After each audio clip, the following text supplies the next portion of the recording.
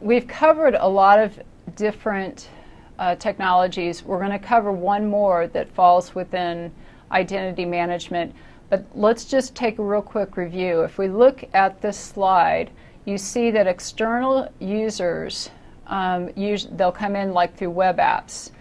If they're coming in through web apps and they need to access web-based resources, then we have web management access control tools. Remember, that's the plugin on the web server that is allowing access from the external user, and it will allow, most of them are going to allow a single sign-on to take place for that user. So that's usually the external user.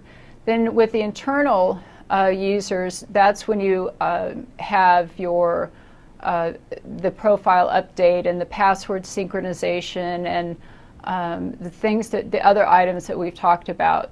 And I think that this is a good graphic where it breaks down between what access management is, what identity administration is, what identity provisioning is, and what directory services are, because all of this stuff gets real jumbled, and in reality, a lot of the products actually combine several of these functionalities, so it even gets more.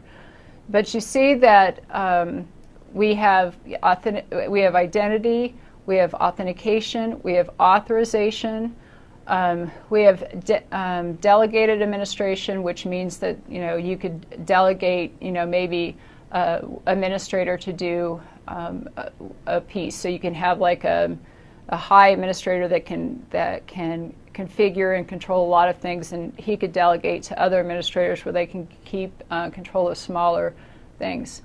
We have registration, password, self-service, and the directory service. Remember I talked about the directory and why that's so important?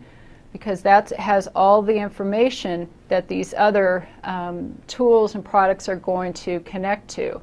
And remember, it's usually an LDAP directory, and it could be using a meta directory or a virtual directory. So, and you see at the bottom there that they connect to, the directory actually connects to the systems that it's pulling information from, so that it has all the information in one place, and it's actually updating those applications and databases too.